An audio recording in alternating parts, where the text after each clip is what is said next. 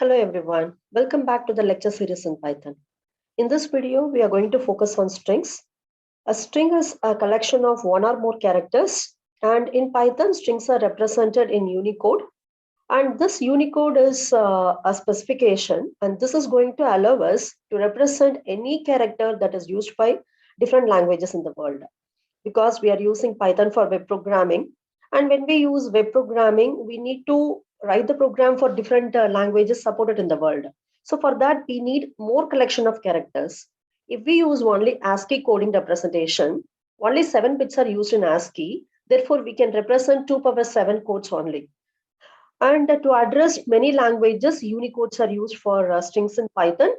And strings can be created by enclosing either one character or a sequence of characters inside the pair of quotes. And in Python, we can use either single quote or double quote or otherwise triple quotes to create the string. Now, in this video, we are going to focus on the basic operations that can be performed on string. First, we will see how we can create a string. As I mentioned already, we can create the string by writing either one character or a sequence of characters inside a pair of quotes. Now, let's see how to create a string by means of pair of single quotes. So here I have a string variable msg1 that is now initialized with welcome, which is given inside pair of single quotes. And when I print it, the complete string will be printed. If I print type of msg1, it will be giving me what is the type of that. It is nothing but class str, as it is an object of the class string. And then id of msg1 is going to print the memory that is allocated for the string, and length will be giving me how many characters I have in the string variable. So here in welcome, there are totally 7 characters, so 7 is printed. Now, let's see how to create the strings with the help of double quotes. So here, instead of single quote, I can use pair of double quotes to represent the string. And instead of double quote, I can even use pair of triple single quotes or pair of triple double quotes. That is also possible. So now let's see what is the output of this. So in this line, I'm getting welcome to Python programming because I have enclosed that message inside pair of double quotes. And msg2 will be automatically treated as a string variable. And if you consider line number 6, I have created a msg5, and that is initialized with I love Python programming, but that is written in many lines. So whenever you want to initialize a string variable that is represented in multiple lines, we can use pair of triple quotes. It can be either pair of single triple quote or pair of double triple quote. That is the advantage of going for triple quotes. Now, let's see how we can print either single quote or double quote as a message in the string. That is nothing but as a part of the string. For example, let me consider the output here. I want to print don't waste food. If you consider this string, it contains a single quote. Now, we have seen that we can enclose the string inside pair of single quote.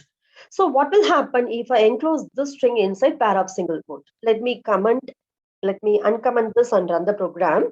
Here I am running this, I am getting error message, invalid syntax. So what is the reason?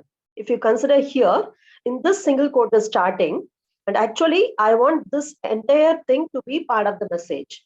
But the message itself contains one single quote. Therefore, when Python interpreter encounters this single quote, it will be assuming that the string is terminated. So whatever comes after that, that is not following the syntax. So we are getting the error. So in that case, how we can have single quote as a part of the message? For that only, we have the double quotes. If you think that single quote is part of the message, you can use that message inside double quote. Or otherwise, you can use the escape character slash. When you use the escape character slash, whatever comes after that, the original message of that will not be considered. For example, here, I want this quote should not be treated with the original meaning. So I'm proceeding that with the slash character. Therefore, when the Python interpreter comes across this, it will assume that it is part of the message and it will check for the next single quote closing without any backslash character. So when I run this, I am getting the output as don't waste food, that is printed 2 times. Now, you can also have double quote as a part of your message. For example, in this, I want to have this as my message. Since the message itself contains double quote, I can enclose this inside either single quote or otherwise triple quotes. That is possible. And here in this, I am printing a message. I am a professor and I live in India. So this message contains single quote as well as double quote as its part. Therefore, it's better to enclose this message inside triple quotes. Now let's see how to perform concatenation of strings. In any programming language, we have a rich collection of operators. In case of Python, when you want to join two strings together, you can use concatenation operator, that is nothing but plus operator. When we have two numbers, when we use plus operator for them, it will be adding the numbers.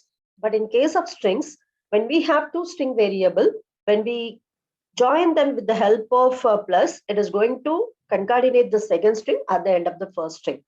For example, here I have first MSG1 as hi and then MSG2 as hello.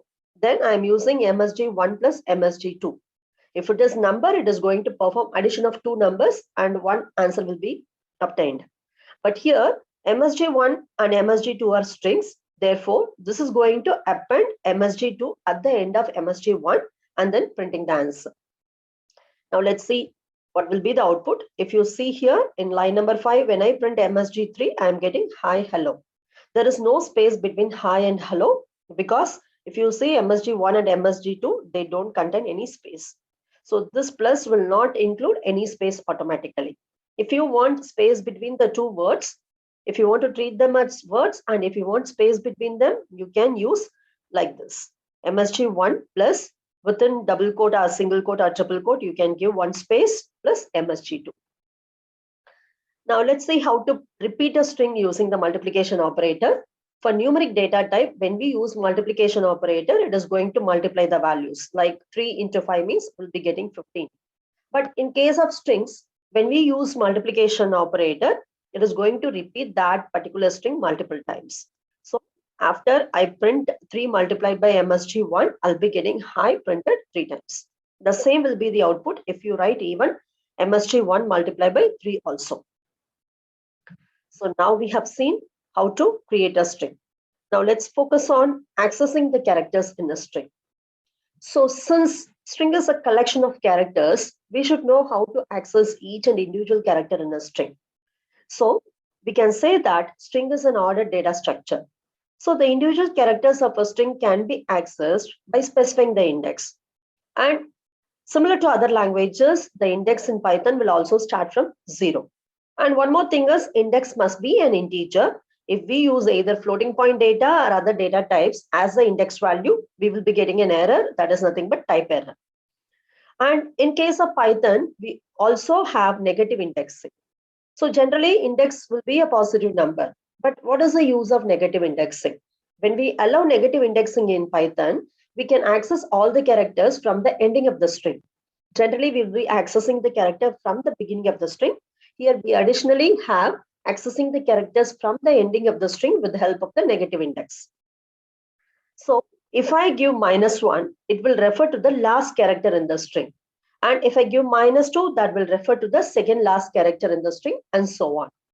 So in case of positive index, we can access from beginning to the end and the first index is 0. Whereas in case of negative index, we can access from end to the beginning and the first index is -1, not. And when we try to access out of index, there is nothing but if I have only 7 characters in the string, if I try to give the index as 8 or 9 or something, I'll be getting error. That error is nothing but index error. Now let's see all these points one by one with an example. The variable str1 is initialized with Python and I want to print the first character in the string. So when I want to print the first character P, I have to give the name of the string str1 and within square bracket, we need to specify the index. So here the index starts from 0. So I'm specifying 0. And if I want to access the last character in the string, so you can use a string length function and with the help of that, you can even access the last character. But instead of accessing with the help of forward direction traversal, we can access the last character with the help of negative indexing. So for that, I can use str1 of -1. So when we give -1, that is the first character from the end. So that is the last character in our string. And now I want to print the character T. We can achieve this either by traveling from forward to backward or from backward to forward. Let us see both the directions. First, I want to print the character T with the help of positive indexing. So I have to count from the beginning. From the beginning, it is the third character.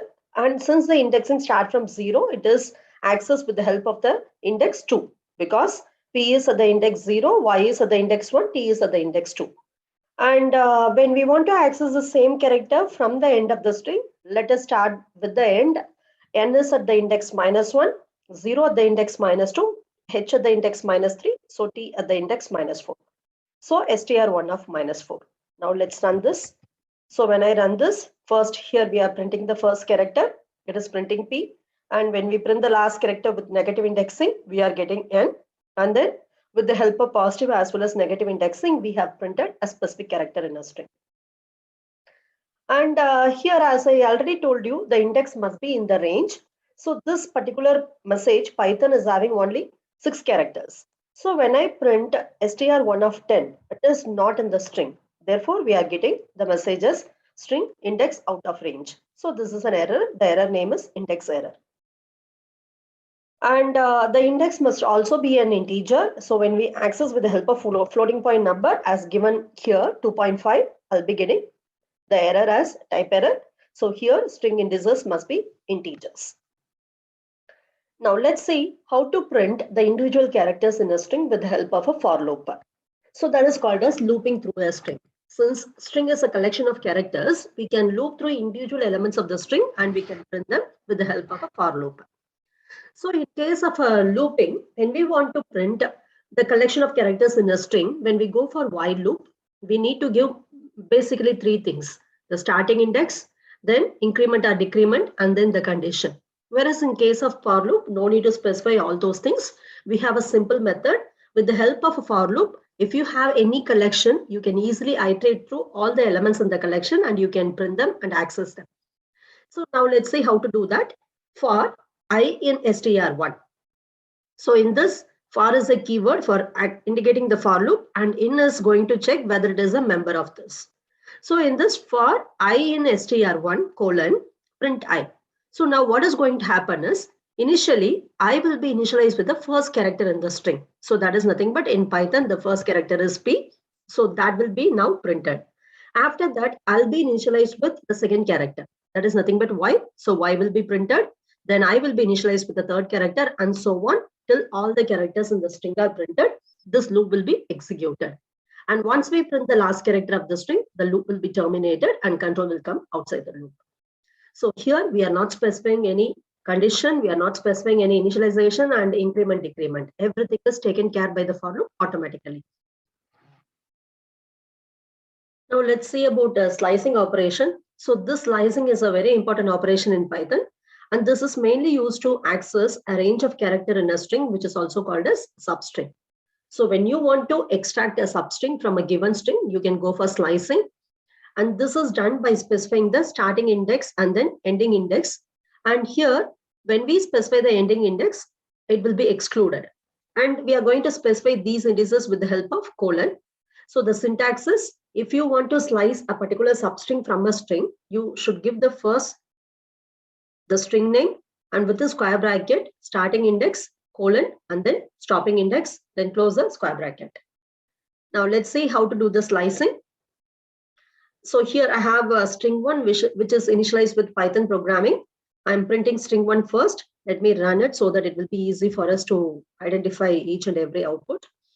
So here when I print string 1, I'm getting Python programming. Now I want to print from 7th to 13th character in the string. So here we need to specify the starting index and then ending index. We need to extract only a portion of the string instead of printing the entire string. So since I want to extract from the 7th character, I am giving the starting index as 7 colon ending index. Here I need to print up to 13th character. That is 13th character should appear in my output. So if I give here 13, it will not be including the 13th character. It will take only up to the 12th character. So I have to include here 14. So now what is going to happen is from the string str1, whatever character is at the index 7, from that it will include all the characters till the index 13, including 13. 14 will not be included. So now let's see what is the string. Here Python is totally 6 characters. So it is from 0 to 5 and space is at the index 6.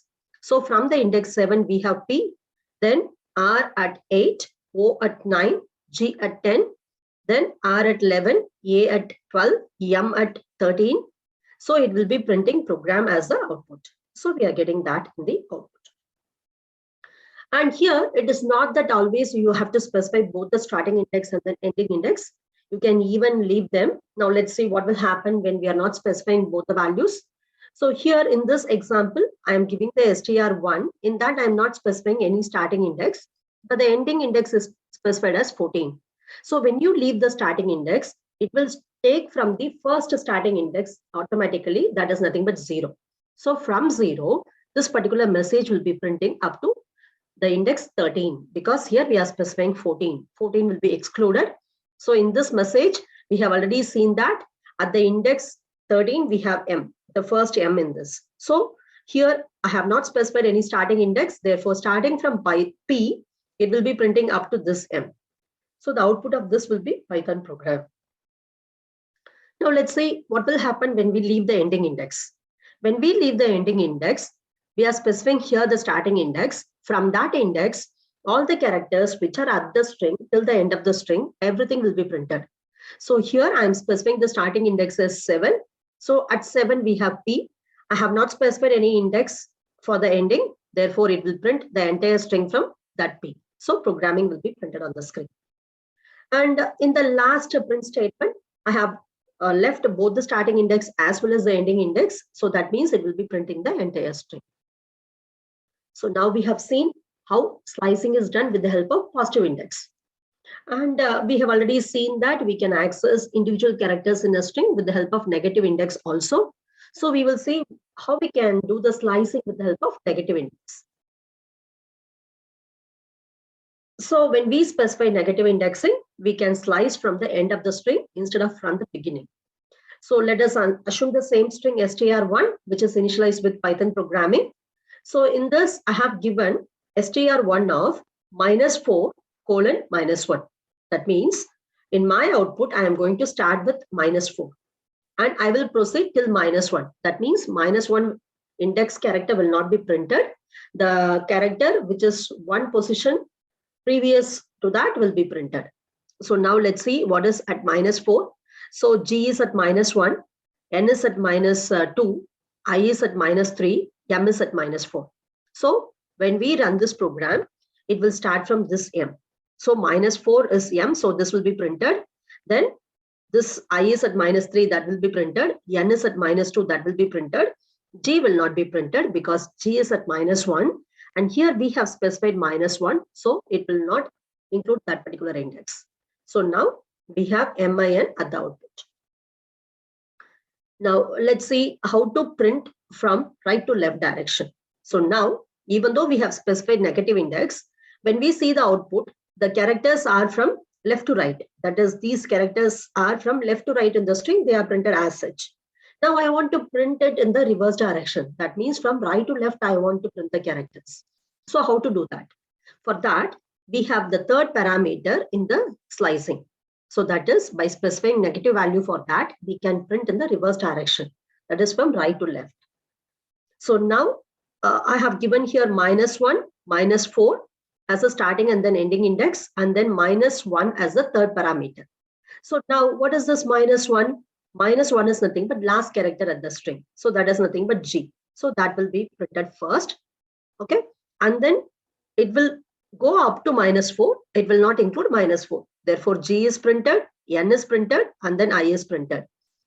Now, if you specify -1, because of that only, we are getting the output as G N I. That is, the characters are printed from right to left.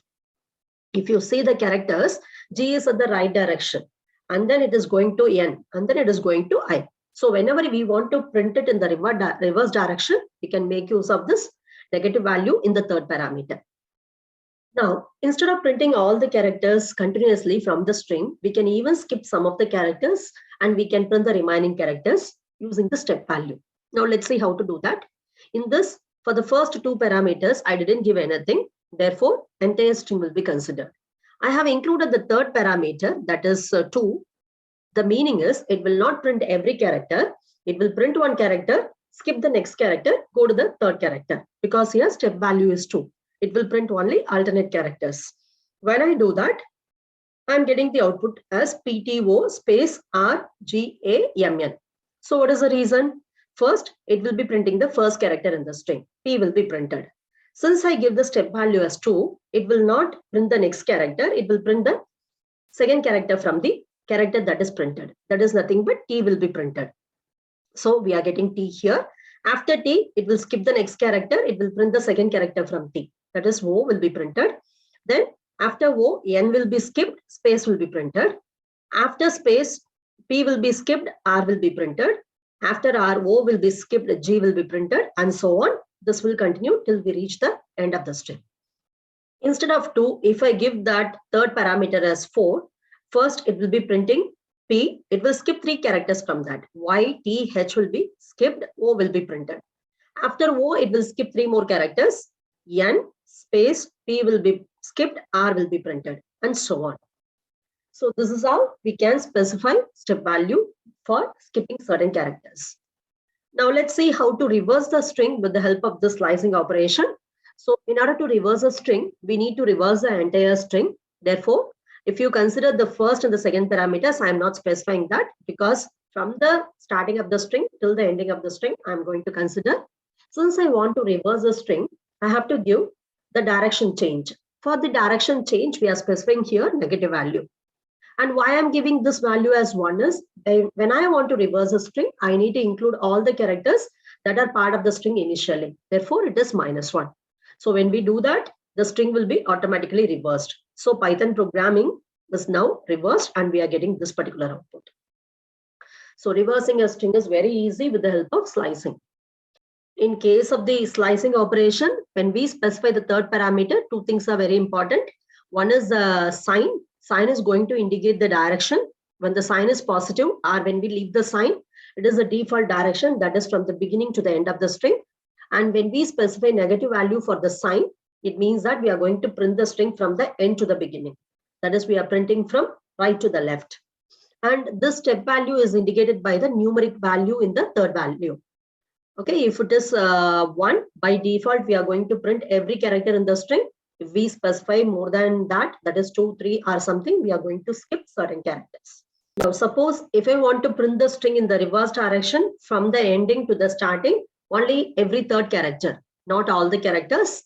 I will be giving now str1. Since I want to print the entire string, I am giving : that is starting value and ending value not specified. By default, it will take. And then I want to print in the reverse direction. Therefore, negative value is specified. And since I want to print every third character, the value is now 3. So when I do that, from the end of the string, every third character will be printed till we reach the beginning of the string. So this is how we can do slicing in Python. It is very simple. And when we go for slicing, we can even check whether a particular string is palindrome or not, instead of going for a complex coding. So here, when I want to write a program to check whether a given string is palindrome or not, first I have to read the string from the user. With the help of input function, I am reading the string from the user that is stored in the string variable str1. After that, I want to check whether a string is palindrome. Palindrome means when you have one string, when you reverse a string, the initial string and the reversed string will be same. That is called as palindrome. For example, let me consider that the string is madam. It has letters MADAM. When I reverse them, again, I'll be getting the same thing, that is madam only. Therefore, original string and the reverse string are same. That is called as palindrome. Now, let's see how to write a program for that. So, here I have to take the original string. I have to check the reverse of the string, whether they are equal or not. So, how to get the original string? That is in the variable str1. Now, we have seen that with the help of slicing, we can easily get the reverse of a string. That is, by specifying str1, Leaving the first two parameters, the third parameter is specified as -1. This is going to reverse the string. So now I am checking whether the original string str1 is equal to the reversed string str1 : -1. If this is true, that means the string is palindrome. So I'm printing the message str1 plus is palindrome. I'm doing string concatenation here. Else the meaning is the reverse string as well as the original string, they are not same. So it is not a palindrome. So I'm printing str1 is not a palindrome. Let me run the program by pressing Shift Enter. First, it is asking me enter a string. Let me give the string as madam. So when madam is reversed, we will get the same thing. So madam is now palindrome. Finding whether a given string is palindrome or not is very simple in Python with the help of slicing. Now let's see how to update a string. Here, very important thing is strings are immutable. So the meaning of immutable is once you create the string, you cannot change the string. So we can reassign new strings to the same name. That is possible, but you cannot change a portion of the string in the same memory location.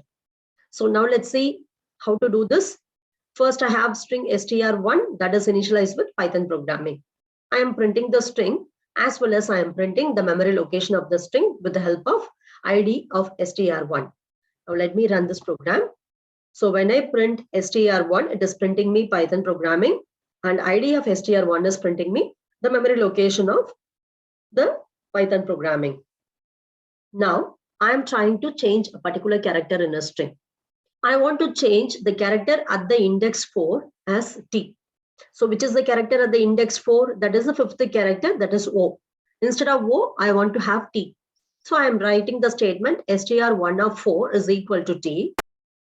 When I run this, I am getting the error. The error is str object does not support item assignment. That means that we cannot change a particular character in a string. But I already told you we can reassign a new string to the same name. Let's see how to do that. So in str1, I have Python programming. Now instead of Python programming, I want to store modified string in str1. So I'm writing the statement str1 is equal to modified string. I'm printing the string as well as ID of the string. You can now see that modified string is printed. And if you consider the ID of the string, it is not printing the same memory location. So here for Python programming, the memory location is assigned with 624 ending. And for the new string, that is modified string, it is not modifying in the same memory location. It is creating a new memory location for the new string. It is storing modified string in that. And whatever is the reference of that, that will be stored in str1. So because of that only, we are seeing that strings are immutable. If it is mutable in the same memory location, we will be able to modify the data. But here we are not modifying the data in the same memory location. Whenever you are trying to modify a particular character, we are getting error. And when we are assigning strings with a different string, we can do that. But in this, it is modified in it is created in a new memory location, and that memory location will be assigned to the reference variable. So this is how we can do the updation in a string. Now let's see how to perform deletion operation in a string. As updation, we cannot delete a particular character in a string, but we can delete the entire string from the memory completely by using the keyword del. Let me first try to delete a single character from a string. So I'm trying to delete the second character in the string, which is at the index 1, with the help of del keyword. It is not a function, it is a keyword. So give del followed by whatever you want to delete. So I'm getting again error. The error is string object does not support item deletion. So you cannot delete each and individual character in a string, but you can delete the string completely. Now, before performing deletion of the string completely, let me print the string. So I am printing the string, modified string is printed. Now I am deleting the string by means of del str1. When I run this, it will delete the string completely from the memory. And after that, I am trying to print the same string. Now I am getting the error. What is the reason is, since I have deleted the string from the memory, it is not existing in the memory. So I'm not able to access the memory location. Because of that only, I am getting name str1 is not defined. So whatever memory you have allocated for that, it is completely removed. So if you want to print it, it is not possible because it is not existing. So in this video, we have seen how we can perform basic operations on string. In the next video, we are going to focus on built-in methods for string. Thank you everyone for connecting.